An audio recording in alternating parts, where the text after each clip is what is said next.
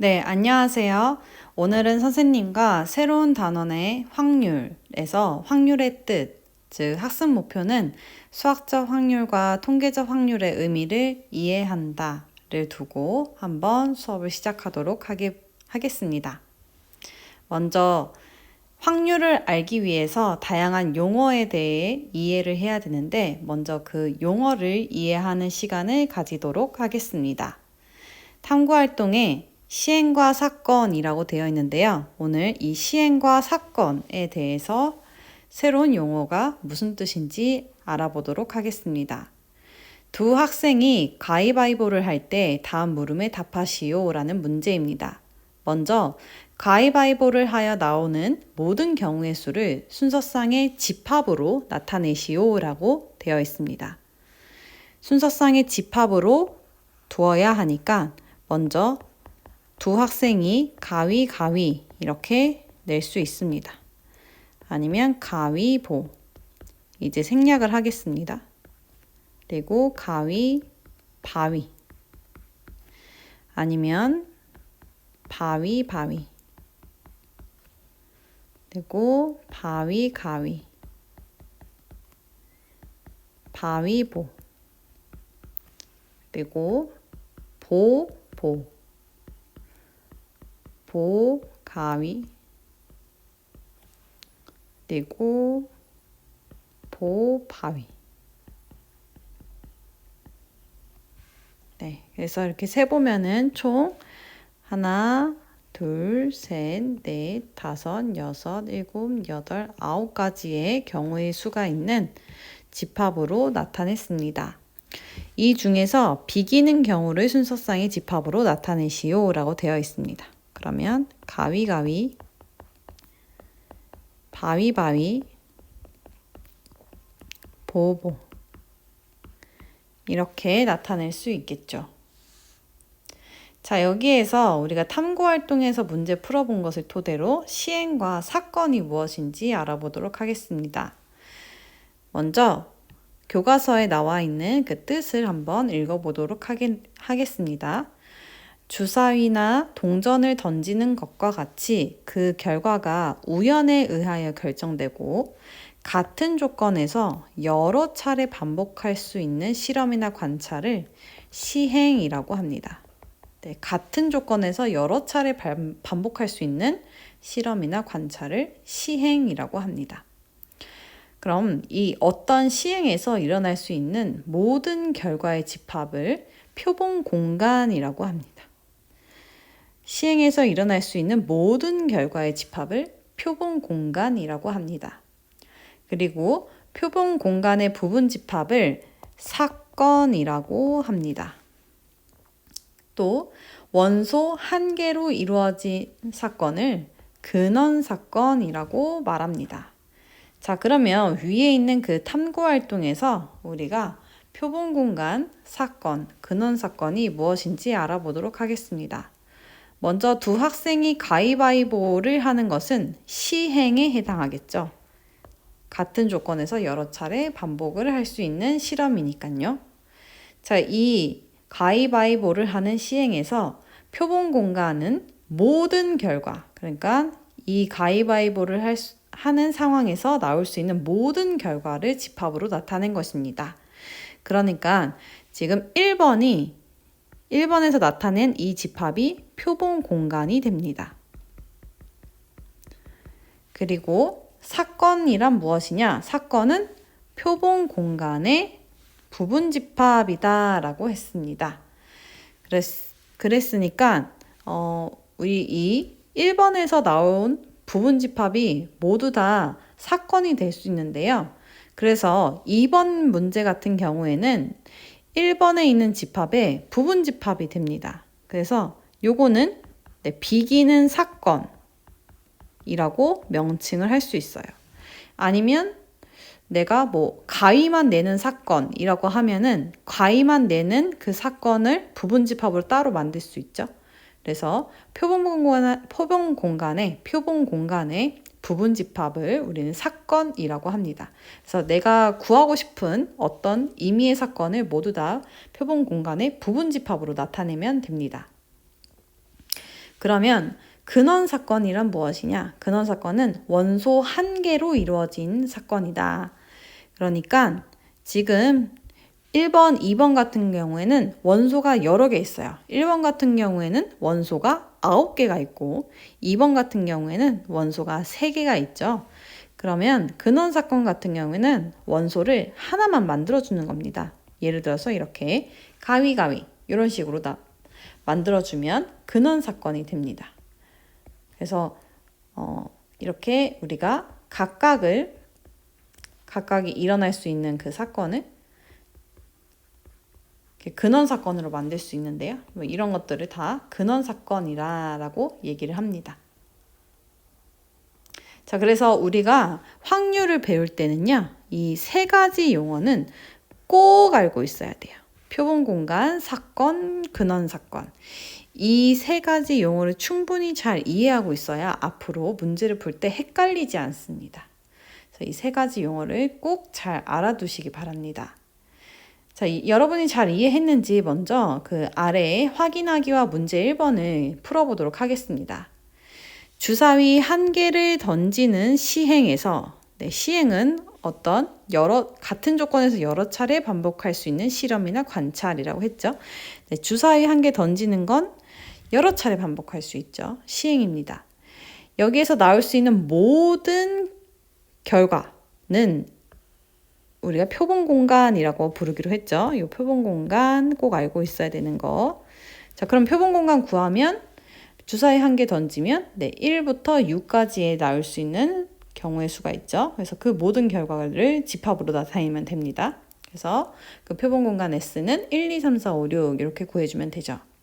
이때 이 시행의 근원 사건은 이라고 했습니다. 근원 사건은 원소가 각각 하나씩만 있어야 돼요. 그래서 이렇게 원소가 하나씩만 있는 집합으로 각각 집합 기호를 하나하나씩 써서 나타내주면 근원 사건이 됩니다. 이 시행의 근원 사건이 되죠. 3의 배수의 눈이 나오는 사건을 A라고 하면 그 A는 어떻게 표현하냐? 사건은 우리가 표본 공간의 부분 집합이다 라고 했죠. 근데 3의 배수가 나와야 된대요. 그러면 부분 집합이니까 집합 기호를 써주고 3의 배수는 3, 6이죠. 그래서 원소 3, 6 이렇게 써주면 정답이 되겠습니다. 다시 한번 문제 1번 통해서 연습을 해볼게요. 서로 다른 2개의 동전을 동시에 던지는 시행이라고 합니다. 이때 표본 공간, 나올 수 있는 모든 경우의 수입니다. 그러면 앞 던졌을 때 하나도 앞 나오고 또 하나도 앞이 나올 수 있죠. 아니면 앞, 뒤. 아니면 뒤, 앞. 아니면 뒤. 이렇게 총 4개의 원소를 가지고 있는 표본 공간이 되겠습니다. 이때 서로 같은 면이 나오는 사건이라고 하면 1번에서 구한 것 중에 부분 집합이죠. 앞 나오는 거 아니면 뒤 이게 같은 면이 나오는 사건이 되겠습니다. 자, 이렇게 표본 공간, 사건, 근원 사건 굉장히 중요하다고 했는데요. 이 3가지에 대해서 알아봤고요. 이제 또 다른 용어에 대해서 배워보도록 하겠습니다. 다른 용어는 이제는 우리가 사건, 표본 공간, 근원 사건 요걸 잘 이해했다면 이 내용은 아주 쉽게 더 이해를 할 수 있을 겁니다. 지금은 배반 사건과 여사건에 대해서 알아보도록 하겠습니다. 먼저 그 전에 우리가 사건을 표현하는 데 있어서 계속 집합을 사용했죠. 그래서 우리가 확률을 표현할 때나 사건을 표현할 때나 다 집합 기호가 나올 것입니다. 이때 우리가 표본 공간 S에서 두 사건 A, B가 일어날 때 A 또는 B가 일어나는 사건을 우리는 합집합으로 나타냅니다. 우리가 사건, 표본 공간 이런 걸 집합으로 나타내기로 했죠. 그래서 A 또는 B, 사건 A 또는 B가 일어나는 사건을 우리는 A 합집합 B 이런 집합으로 표시를 할 수 있습니다. 그리고 사건 A와 사건 B가 동시에 일어나는 사건이다 라고 하면 우리는 교집합을 이용해서 나타낼 수 있습니다. 그리고 두 사건 A, B가 동시에 일어나지 않을 때, 즉 교집합이 공집합일 때, 이럴 때는 두 사건이 서로 배반이다 라고 얘기하고 이 두 사건을 서로 배반 사건이다 라고 얘기합니다. 네, 오늘 배우는 또 다른 용어죠. 배반 사건이다 라는 것은 두 사건의 교집합이 없다. 두 사건이 동시에 일어나지 않는다 라는 뜻입니다. 그리고 여사건이다 라는 새로운 영어가 배우는데요. 여사건이다 라는 것은 사건 A에 대해서 A가 일어나지 않는 사건을 A의 여사건이다 라고 표현합니다. 이것을 기호로 여집합을 표현했던 것처럼 여사건도 A의 여집합을 이용해서 나타냅니다. 자, 그러면 이 두 가지 배반 사건, 여사건 새로운 용어를 배워봤고요. 그리고 사건을 집합으로 나타내는 A 합집합 B, A 교집합 B, 그리고 A 여집합 이런 기호도 배워봤습니다. 잘 이해했는지 확인하기와 문제 2번을 풀어보도록 하겠습니다. 먼저 확인하기입니다. 각 면에 1부터 12까지 자연수가 각각 적힌 정 20면체의 모양의 주사위를 정 12면체의 모양의 주사위 한 개를 던지는 시행에서 소수의 눈이 나오는 사건을 A라고 합니다. 그럼 A를 집합으로 나타내죠. 우리 사건을 집합으로 나타내죠. 소수가 나온다고 하니까 2, 3, 5, 7, 11 이렇게 나올 수 있습니다. 4의 배수가 나오는 사건 B라고 했는데요. 요거는 4, 8, 12가 되겠네요. 자, 그런데 1번에서 보니까 A 교집합 B를 구해보래요. A 교집합 B를 구해보니까 공집합이네요. 그러면 두 사건의 A, B는 우리가 배반 사건이다 라고 부르기로 했죠. 그리고 2번에서는 A의 여사건을 구해보래요. A의 여사건은 우리가 A의 여집합과 같은 기호로 나타내기로 했죠. 그러면 얘도 집합으로 표시하면 여집합이니까 1, 4, 6, 8, 9, 10, 12 이렇게 전체가 일어날 수 있는 표본 공간인 1부터 12까지 있는 그 표본 공간에서 A에 나온 숫자들을 제외하면 이렇게 A의 여집합을 구할 수 있겠죠. 다음에 문제 2번입니다. 문제 2번, 한 상자에 1부터 8까지 자연수가 각각 적힌 8개의 공이 들어있다고 합니다. 한 상자에 1부터 8까지 자연수가 각각 적힌 8개의 공이 들어있대요. 이 상자에서 한 개의 공을 임의로 꺼내는 시행인데 그 공에 적힌 수가 홀수인 사건을 A, 4의 배수가 적힌 사건을 B라고 할 때 다음 세 학생의 물음에 각각 답하시오 라고 되어 있습니다. 먼저 서진이입니다. 서진이, 왼쪽의 서진이는 두 사건 A, B는 서로 배반 사건일까? 배반 사건이다 라는 걸 확인하려면 교집합이 공집합이냐 라는 것을 확인해야 되죠. 사건이니까 우리가 집합으로 나타낼 수 있습니다. 먼저 A라는 사건은 홀수인 사건입니다. 그래서 1, 3, 5, 7까지가 집합의 원소가 되겠네요. B는 4의 배수라고 했어요. 그래서 4, 8이 되겠습니다. 그러면 A와 B의 교집합이 공집합인 것을 알 수 있어요. 따라서 배반 사건 맞습니다. 다음에 지은이는 사건 B의 여사건이라고 얘기했네요. 여사건은 여집합을 구해주면 되죠. 그래서 1, 2, 3, 4는 있고요. 5, 6, 7이었고 8은 있고요. 그래서 1, 2, 3, 5, 6, 7이 정답이 되겠습니다. 상윤이입니다. 사건 A 합집합 B의 여사건이라고 했네요. 그러면 A와 B에 있는 모든 집합이 모든 원소를 합한 집합이 A 합집합 B죠. 그것의 여사건이니까 2가 없고요. 5 있고 6이 없네요. 7, 8 있고요. 그래서 A 합집합 B의 여사건이라고 했으니까 이렇게 표현하면 됩니다. 이것은 이 류를 가지고 있는 집합이 되겠습니다. 그래서 상윤이의 정답은 집합 2, 6 이렇게 표현하면 되겠습니다. 자, 그러면 본격적으로 우리가 확률에 대해서 배워보도록 하겠습니다.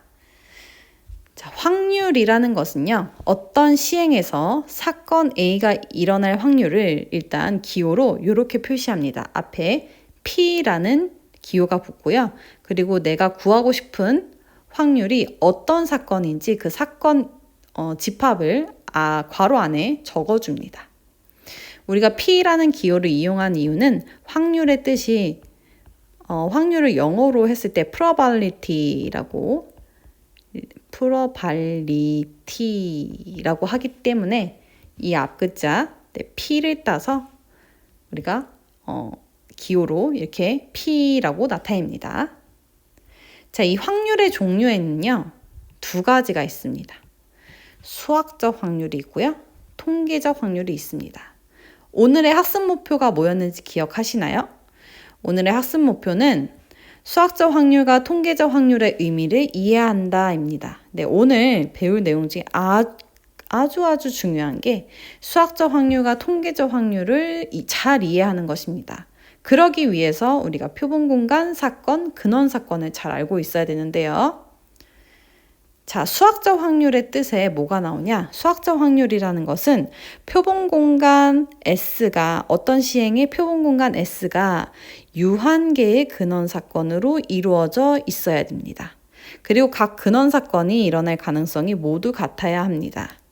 자, 이 내용이 너무너무나 중요합니다. 요거를 꼭 알고 있어야 돼요. 요럴 때만 우리가 수학적 확률을 쓸 수 있는데, 이때 그 사건 A가 일어날 수 있는 수학적 확률은 어떻게 구하냐? 표본 공간 S의 원소의 개수 분의 사건 A의 원소의 개수로 구합니다. 네, 원소의 개수로 구합니다. 그래서 이렇게 구하게 됩니다. 네, 한번 문제를 풀어보면서 요거를 어떻게 이해해야 되는지 접근을 해보도록 하겠습니다. 예제 1번입니다. 예제 1번, 빨간 공 3개와 파란 공 2개가 들어있는 주머니에서 임의로 공 2개를 동시에 꺼낼 때 빨간 공 1개와 파란 공 1개가 나올 확률을 구하시오 라고 되어 있습니다. 네, 이 문제를 풀 때 있어서 좀 다양하게 접근을 할 수 있는데 여러분이 좀 착각을 할 만한 내용에 대해서 설명을 해 드리겠습니다. 먼저 여기 빨간 공 1개를 뽑을 확률과 파란 공 1개를 뽑을 확률을 구하라고 했으니까 빨간 공 1개를 뽑을 확률은 3분의 1이고 파란 공 1개를 뽑을 확률은 2분의 1이다. 그래서 나는 빨간 공 1개, 파란 공 1개를 뽑고 싶으니까 3분의 1 그리고 2분의 1을 동시에 꺼낸다고 하니까 곱해서 6분의 1이다. 네, 이렇게 생각할 수 있는 친구들이 있을 것 같습니다. 네, 이렇게 생각하는 친구들은 우리가 초등학교 때 배웠던 그 확률에 머물러 있는 것입니다. 자, 우리가 지금 선생님이 수학적 확률을 설명할 때 앞에 개념에서 별표를 친 내용이 있죠. 요거를 잘 이해한다면 이렇게 나오는 게 절대 답이 될 수 없다라는 것을 알 수 있는데요. 자, 선생님 요거 문제 풀기에 앞서서 한 가지 예를 들어드리도록 하겠습니다. 지금 이 주머니 안에 빨간 공 3개와 파란 공 2개가 들어있는 문제죠. 그래서 이런 문제보다 우리가 잘 아는 하리보 젤리를 먹는다고 해봅시다. 네, 하리보 젤리에는 다양한 맛이 있습니다.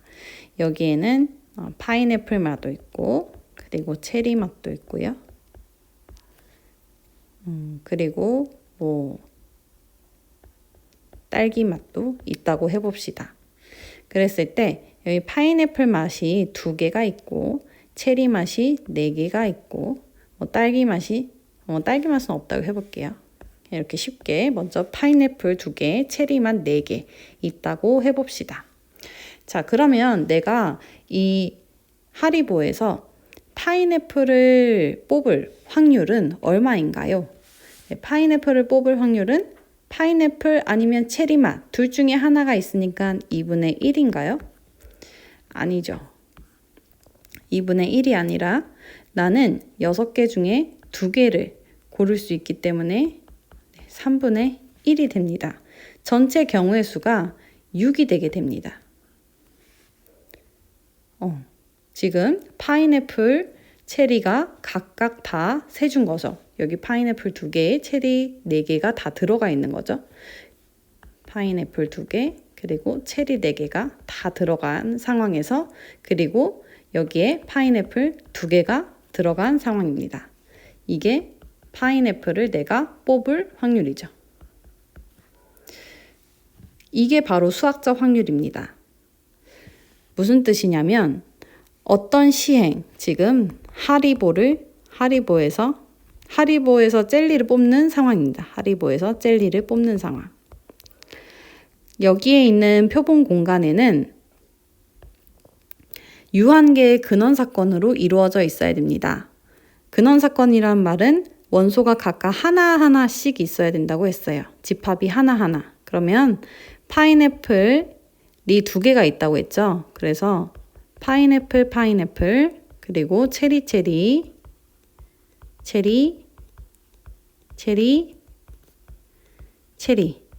표본 공간이 이렇게 6개로 이루어져 있는 거예요.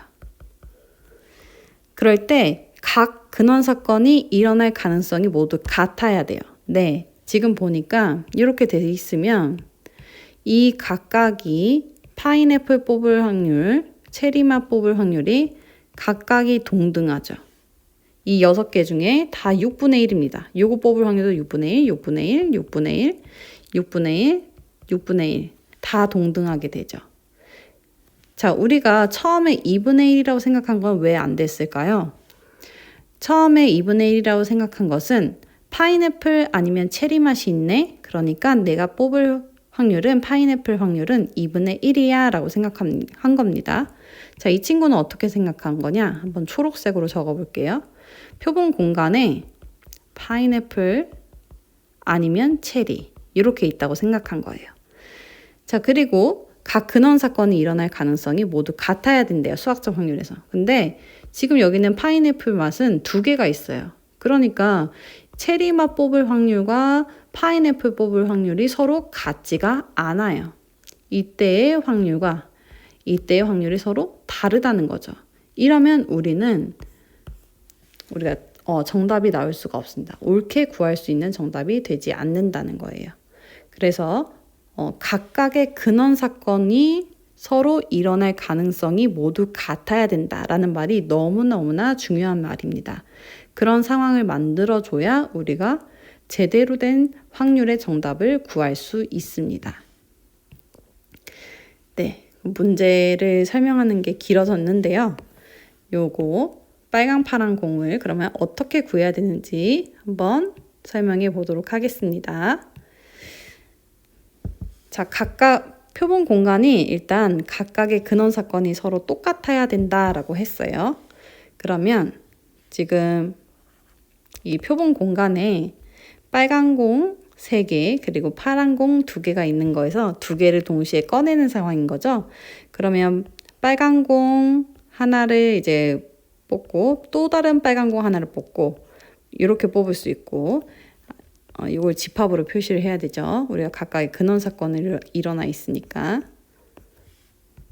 그래서 다 뭐 써본다면 R1, R2 이렇게 뽑을 수도 있고 아니면 뭐 이렇게 뽑을 수도 있고 그리고 R2, R3 이런 식으로 그리고 파란색을 섞어서 뽑을 수도 있죠. 이런 식으로 이렇게. 자, 이렇게 나열을 해보면은 경우의 수가 이제 나오게 되는데, 이제 몇 가지 경우의 수가 나올까라는 거예요. 요 경우의 수를 이제 따지다 보면은 서로 다른 공 5개 중에서 2개의 공을 뽑는 거 경우의 수와 똑같게 됩니다. 즉, 10가지 경우가 되죠. 그리고 그리고 이게 지금 보면 빨간 공 하나, 또 다른 빨간 공 하나 뽑는 이 상황과 이 상황이 일어날 가능성이 다 동일한 확률이 생기게 되죠. 그래서 우리가 이 표본 공간을 만들었을 때 비로소 올바른 확률을 계산할 수 있게 됩니다. 그런데 우리가 구하고 싶은 확률은 빨간 공 한 개와 파란 공 한 개가 나올 확률을 구하고 싶어요. 그러면 빨간 공 한 개와 파란 공 한 개가 일어날 가능성을 개수를 세줘야 되죠. 네, 여기에서 이게 NS가 10이 되는 거겠죠. 이렇게. 이것도 집합으로 표본 공간 집합으로 표시를 해주고 각각의 이제 근원 사건 집합으로 표시를 해줬고요. 그 다음에 우리가 구하고 싶은 사건 A는 어떤 사건이냐? 빨간 공 하나, 그 다음에 파란 공 한 개가 나오는 사건이어야 돼요. 자, 이 사건 같은 경우에는 이 S의 부분 집합에 해당하죠. 빨간 공 하나, 뭐 파란 공 하나 이런 식으로 나오는 거를 나열을 해줘야 돼요. 자, 그런데 요거는 또 개수를 어떻게 구하냐? 우리가 이전에 경우의 수에서 계속 배웠으니까 빨간 공 한 개를 뽑으려면은 3개 중에서 하나 뽑아야 되죠. 그리고 파란색 공 하나 뽑으려면 2개 중에서 하나 뽑아야 되죠. 그래서 6이 되게 됩니다. 그래서 정답은 NS분의 NA니까 10분의 6 해서 5분의 3이 정답이 됩니다. 그 다음에 문제 3번을 한번 풀어보도록 하겠습니다. 문제 3번은 3명의 남학생과 2명의 여학생이 일렬로 줄을 설 때 2명의 여학생이 양 끝에 설 확률을 구하시오 라고 되어 있습니다. 자, 그러면 지금 남자, 여자가 일렬로 줄을 서는 상황이 전체 표본 공간의 상황이 되겠죠. 그래서 이 확률 같은 경우에는 먼저 그냥 5명이 다 나열을 하는 경우의 수 5팩이 모든 표본 공간에 나올 수 있는 집합의 경우의 수가 되겠습니다. 그런데 2명의 여학생이 양 끝에 설 확률이에요. 그러면 2명의 여학생은 양 끝에 고정을 해두고 이 가운데 세 자리에는 남자가 돌아가면서 앉게 되겠죠. 그러니까 남자가 돌아가면서 앉는 경우의 수가 3팩이고 여자 둘이 자리를 바꿀 수 있는 경우의 수 2팩 이렇게 해서 정답은 5 곱하기 4 곱하기 3 곱하기 2 곱하기 1분의 3 곱하기 2 곱하기 1분의 1 곱하기 2 곱하기 1 해서 3이 1, 3이 1 약분 하면 10분의 1이 정답이 되겠습니다. 다음에 문제 해결, 문제 풀어보도록 하겠습니다. 다음은 지은이가 사과맛 사탕 6개와 포도맛 사탕 5개가 들어있는 상자에서 임의로 사탕 2개를 동시에 꺼낼 때 사탕 2개가 여기에 오타가 있습니다. 사탕 2개가 서로 다른 맛일 확률을 구한 것이다. 지은이의 답이 옳은지 말하고 그 이유를 설명해보자. 사탕 2개를 뽑는데요. 나올 수 있는 경우의 수는 사과맛 사탕 2개, 사과맛 사탕 하나, 포도맛 사탕 하나, 포도맛 사탕 2개, 3가지가 있어. 그래서 사탕 2개가 서로 다른 맛일 확률이 3가지 경우니까 그 중에서 한 가지 경우를 구하면 그 중에서 3가지 경우 중 한 가지 경우니까 사탕 2개가 서로 다른 맛일 경우는 지금 요 상황인 한 가지 경우니까 3분의 1이야 라고 얘기를 했대요. 네, 이거 틀린 답이 되죠. 그 이유는 무엇이냐? 네, 수학적 확률, 우리가 이제부터 확률을 구할 때는 어떻게 구하냐? 각 근원 사건이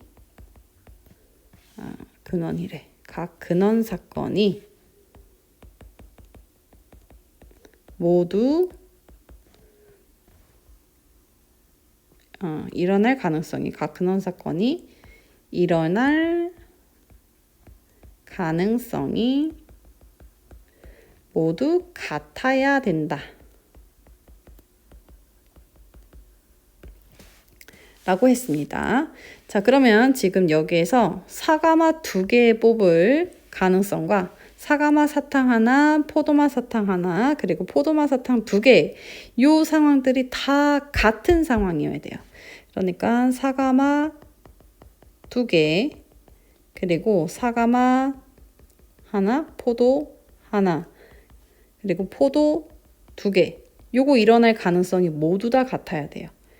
요 일어날 가능성, 그러니까 확률이 모두 다 같아야 됩니다. 자, 그런데 이게 지금 같지가 않죠. 왜냐? 사과맛, 포도맛, 사탕의 개수가 다르기 때문입니다. 그러니까 우리가 이렇게 지은이 맞죠? 네, 지은이의 상황을 하면 틀린 답을 구할 수밖에 없다.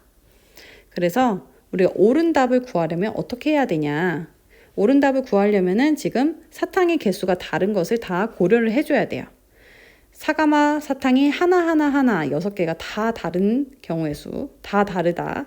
6개가 다 있다라고 생각을 해야 되죠. 그리고 포도맛 사탕이 다 5개가 있다라고 생각을 해야 돼요.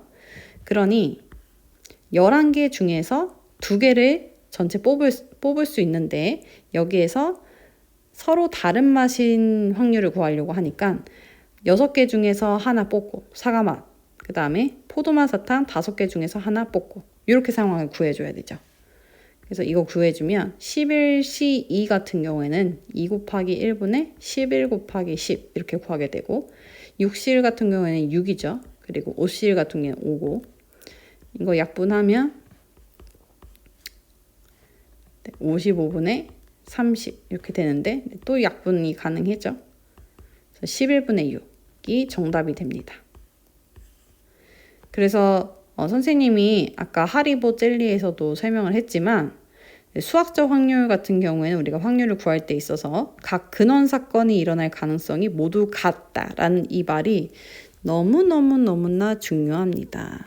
요거를 꼭 체크를 하고 있어야 문제를 잘 풀 수가 있어요. 안 그러면 지은이처럼 이런 멍청한 생각을 할 수 있습니다. 자, 그러면 통계적 확률이라고 하는 것에 대해서 한번 설명을 해보도록 할게요. 네, 수학적 확률이라는 것은 무엇이었냐? 수학적 확률이라는 것은 너무나 중요했죠. 각 근원 사건이 일어날 가능성이 모두 같다라는 것에 정의를 시작했습니다. 자, 그렇지만 우리가 실제로 접하는 이 상황에서는요. 각 근원 사건이 일어날 가능성이 같지 않은 시행이 너무너무 많습니다. 예를 들어 U짝을 하나 던지는 상황에서 평평한 면이 나올 가능성과 둥근 면이 나올 가능성은 서로 같지 않습니다. 그렇죠? 그래서 이런 경우에는 그러면 확률을 구할 수 없는 것이냐? 그렇지 않죠. 우리가 모든 상황에서는 어떤 확률을 예측하고 그것을 예측해보고 그다음에 미래를 예견해보고 이런 일들을 합니다. 이럴 때는 뭘 하냐? 많은 자료를 수집하고 실험하고 관찰을 여러 번 반복합니다. 그것으로 얻은 상대도수로 그 사건이 일어날 확률을 구할 수 있습니다. 예를 들어서 어떤 사건을 n번 반복합니다. 어떤 시행을 n번 반복했을 때 그 사건이 구하고 싶은 그 사건이 rn번 일어났다라고 하자라고 하면 그때 그 반복하는 횟수를 한없이 크게 함에 따라서 이 상대도수, 이 어떤 사건이 일어나는 사건이 일정한 값에 가까워지면 그 확률의 값을 사건 A의 통계적 확률이다라고 얘기를 합니다. 자, 이때 우리가 그 똑같은 상황을 한없이 크게 하면 통계적 확률을 구할 수 있다라고 했는데 사실상 우리는 실제로는 한없이 크게 할 수 없습니다. 그래서 그냥 충분히 클 때 이 상대도수의 값을 통계적 확률이다라고 얘기를 합니다. 충분히 크다라는 말이 굉장히 애매하죠. 그래서 보통 우리가 충분히 크다라는 말을 30번 이상 하면 충분히 크다라고 얘기합니다. 자, 그래서 우리가 수학적 확률을 구하기 어려운 경우에 통계적 확률을 대신 사용합니다. 하지만 이 통계적 확률이라는 것은 여러 번 관찰을 하는 상황이 있어야 된다라는 것입니다. 각 근원 사건이 동일하지 않기 때문에 여러 번 해봤을 때 어떻게 나오는지 관찰을 해보는 거예요. 확인하기 문제 볼게요. 앞정 한 개를 1000번 던진대요. 네, 앞정을 우리가 던지면 이렇게 앞정이 생겼는데 이게 세워질 수도 있고 아니면 뉘어져 있을 수도 있잖아요. 이 모양이 좀 이상하네요. 여러분 오해하지 마시고. 네, 이렇게 뉘어져 있을 수도 있고 아니면 이렇게 이렇게 뾰족한 면이 세워져 있을 수도 있습니다. 이럴 가능성이 이렇게 많지는 않지만 아니면 이렇게 이런 식으로 되어 있을 수도 있겠죠. 네, 그런데 이제 오른쪽 그림과 같이 평평한 면이 바닥에 닿았다라고 할게요. 선생님이 말하는 이런 상황인가 봐요. 이 상황이 685번 닿았대요. 1000번 던졌을 때. 1000번이면 충분히 크죠, 여러분. 그랬을 때 바닥이 닿을 확률은 어떻게 구하냐? 1000분의 내가 1000번 시행을 했는데 685번 닿았다. 이렇게 통계적 확률은 내가 시행한 횟수분의 그 관찰하고 싶은 그 사건이 일어난 개수라고 구합니다. 아까 수학적 확률보다 훨씬 쉽죠. 네, 통계적 확률을 우리가 많이 사용을 하고 또 접하기가 쉽기 때문에 쉽습니다. 좀 더 수학적 확률보다. 문제 4번 볼게요. 다음 표는 2015년 시도별 가구 수를 100의 자리에서 반올림하여 나타낸 자료이다. 전체 가구에서 임의로 한 가구를 선택했을 때 그 가구가 경기도에 거주할 확률을 구하시오 라고 되어 있습니다. 우리가 경기도에 거주할 확률이니까 경기도의 가구 수를 이제 보면은 4040입니다. 내가 임의로 한 가구를 전체 가구에서 임의로 한 가구를 선택했을 때 그 가구가 경기도에 거주할 확률이니까 전체 우리가 조사한 자료 수가 18,017이고 거기에서 경기도는 4,040에 해당하니까 요 값이 되겠네요. 요거를 이제 직접 계산기로 나눠서 소수점 아래 셋째 자리에서 반올림 하라고 하네요. 그냥 여기까지만 계산을 하겠습니다.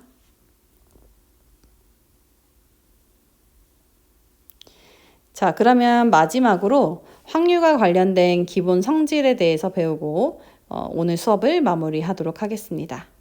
우리가 오늘 큰 목표인 수학적 확률과 통계적 확률은 비교를 잘 해봤는데요. 확률의 기본적인 성질들 3가지 어렵지 않아서요. 금방 배우고 끝내보도록 하겠습니다.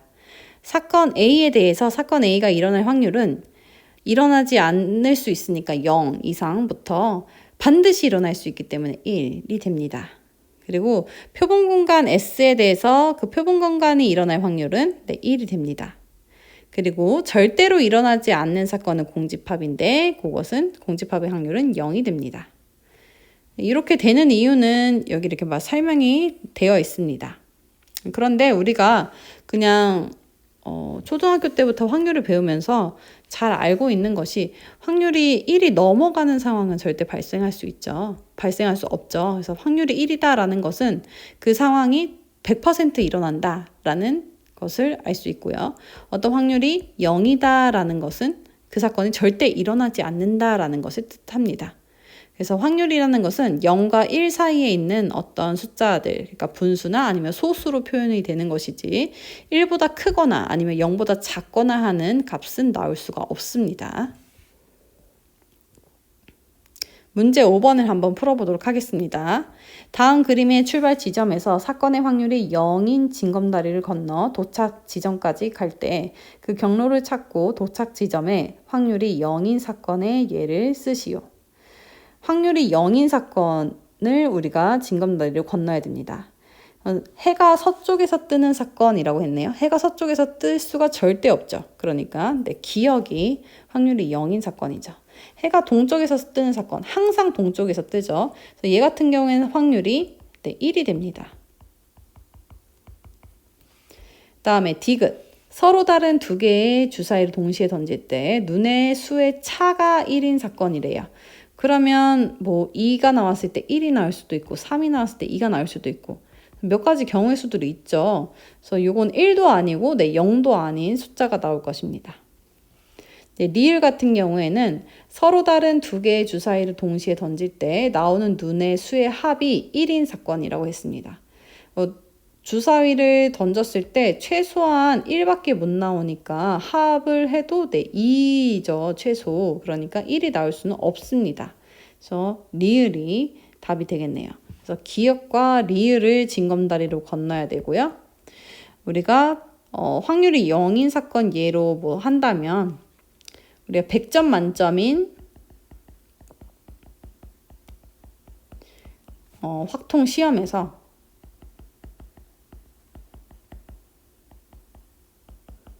150점을 맞았다. 이런 사건은 일어날 수 절대 없죠. 뭐 이런 사건들이 바로 확률이 0인 사건이라고 할 수 있겠습니다. 뭐 이것 말고 다른 예를 여러분이 적으셔도 됩니다. 자, 그리고 나서 항상 자기 평가를 하고 오늘 수업을 마무리하면 되겠습니다. 네, 수고하셨습니다.